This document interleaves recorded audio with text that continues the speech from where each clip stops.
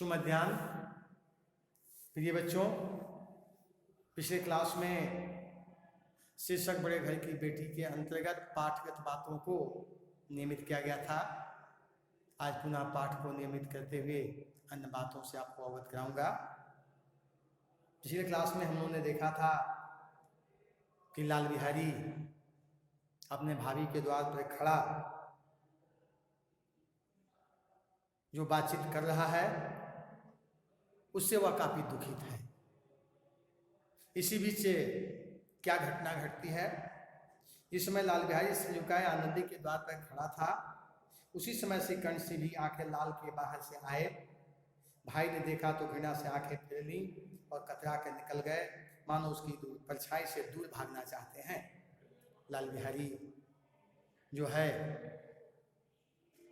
सिर झुका कर करके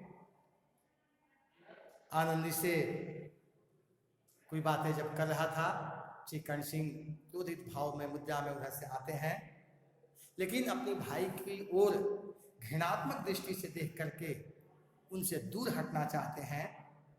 ऐसा प्रतीत होता है कि गले लगाने वाला भाई आज उसकी परछाई से भी अलग होना चाहता है। आनंदी ने लाल बिहारी की शिकायत की थी, लेकिन अब मन में पछता रही थी। वह स्वभाव से ही दयालु थी, उसे इसका तनिक भी ध्यान न था कि बात इतनी बढ़ जाएगी। वह मन में अपने पति पर झुला रही थी, वे इतने गर्म क्यों होते हैं। जब उसने लाल बिहारी को दरवाजे पर खड़े यह कहते सुना कि अब मैं जाता हूँ, मुझसे जो कुछ हुआ क्षमा करना, तो उसका रहा सा क्रोध भी पानी हो गया। वह रोने लगी। मन का मैल धोने के लिए नयन जल से उपयुक्त तो कोई वस्तु नहीं है। आनंदी लाल बिहारी से शिकायत की थी, आज वह अपने मन में पश्चाताप कर रही है, क्योंकि वह स्वभाव से दयालु थी। उसे तनिक भी इस बात का ध्यान न रहा कि बात इतनी बढ़ जाएगी, घर में इस प्रकार का कलह क्लेश की स्थिति उत्पन्न हो जाएगी। आज वह श्री कर्ण सिंह भी जुझला रही थी कि आखिर इतने गर्म होने की जरूरत क्या है। लेकिन जब उसने लाल बिहारी को यह कहते सुना कि मुझसे जो गलती हुआ उसको तुम क्षमा करना, इसके पश्चात लाल बिहारी के लिए जो भी क्रोध था वह सब पानी बन करके बह गया। एक बात स्पष्ट है, लेखक ने बताया, मन का मैल धोने के लिए नयन जल से उपयुक्त कोई वस्तु नहीं है।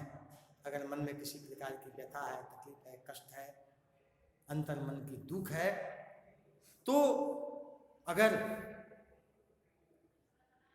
अश्रु से उस व्यथा को, कष्ट को, दुख को, तकलीफ को धो दिया जाए तो मन सात्विक, शुद्ध और पवित्र बन जाता है। क्योंकि कोई ऐसा जल अभी तक नहीं बना जिसे मन के मैल को धो करके हल्का कर सके।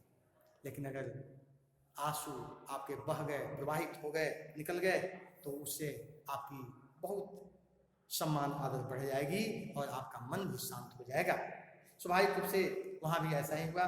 श्रीकंठ को देखा आनंदी ने कहा, लाल बाहर खड़े बहुत रो रहे हैं, तो मैं क्या करूं। क्रोध में झुंझलाते हुए उसने कहा, भीतर बुला लो, मेरी जीभ में आग लगे, मैंने कहाँ से झगड़ा उठाया।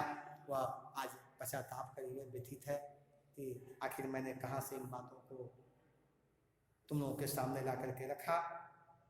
उसने श्री कर्ण सिंह क्रोधित भाव में थे ही, नहीं बुलाने की बात करते हैं, पछताओगे, उन्हें बहुत गिलानी हो गई है, ऐसा न हो कि वह चल दे।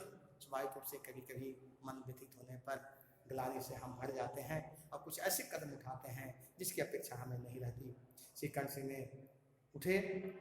इतने में लाल बिहारी ने फिर कहा, भाभी भैया को मेरा प्रणाम कर दो, वे मेरा मुंह नहीं देखना चाहते, इसलिए मैं अपना मुंह न दिखाऊंगा। स्वाभाविक रूप से यह बात थोड़ी बेतुकी लगती है कि आप अपना मुंह मत दिखाओ। उन्होंने ऐसा भी किया, भाभी को कहा कि मेरा प्रणाम कह दीजिए, मैं तो उनके सामने नहीं जाऊंगा क्योंकि मेरा मुंह देखना चाहते भी नहीं है। लाल बिहारी इतना कहकर लौट पड़ा, शीघ्रता से दरवाजे को बढ़ा। अंत में आनंदी कमरे से निकली, उसका हाथ पकड़ लिया। लाल बिहारी ने पीछे मुड़कर देखा और आंखों में आंसू भर के बोला, मुझे जाने दो, कहाँ जा रहे हो। इसी बीच लाल बिहारी शीघ्रता से दरवाजे की तरफ बाहर निकलने के लिए कदम बढ़ाया। आनंदी लपक करके उसके हाथों को पकड़ लेती है। लाल बिहारी पीछे मुड़ करके देखता है, उसकी कलाई अपने भाभी के हाथों में है। आंसू भरते हुए बोला कि मुझे जाने दो, मैं मुंह दिखाने के लायक और काबिल नहीं हूँ। आनंदी पूछती है, तुम कहाँ जाना चाहते हो? जहाँ कोई मेरा मुंह न दिखे। एक बात स्पष्ट है, किसी का मुंह हम तब नहीं देखते जब उसकी मृत्यु हो जाती है।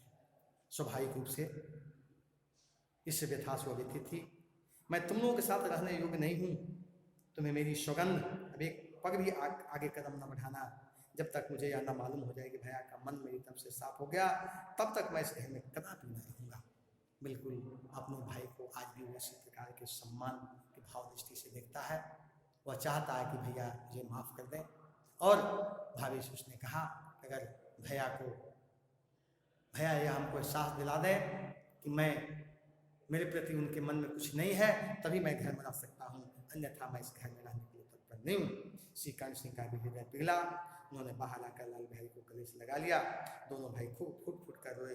लाल बिहारी ने सुसकते हुए कहा, अब कभी मत कहिएगा कि तुम्हारा मुंह न देखूंगा, इसके सिवा आप जो दंड देंगे मैं सहर्ष स्वीकार करूंगा।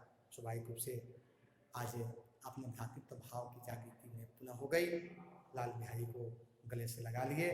दोनों भाई बड़े देर तक फुट फुट कर रोते रहे। लाल बिहारी सिसकते हुए कहा, कभी यह मत कहना कि मैं तुम्हारा मुंह न देखूंगा, इसके सिवा आप जो दंड देंगे उसे मैं सहर्ष स्वीकार करूंगा। श्री कर्ण ने कांपते हुए स्वर में कहा, लल्लू इन बातों को बिल्कुल भूल जाओ, ईश्वर चाहेगा तो ऐसा फिर अवसर न आएगा। स्वाभाविक रूप से यह आश्वस्त किए इस प्रकार की पारिवारिक पुनरावृत्ति लड़ाई नहीं होंगे, इस बात से तुम एकदम अलग हो जाओ।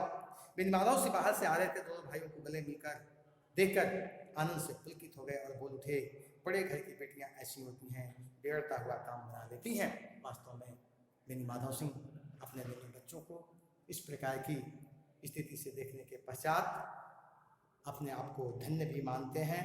और उन्होंने एक शब्द कहा कि बड़े घर की बेटियां ऐसी होती हैं, क्योंकि उन्हें बात का पक्का विश्वास था कि बड़े घर की बेटी होने के नाते आनंदी घर को किसी भी हालत से हाथ से निकलने नहीं देगी।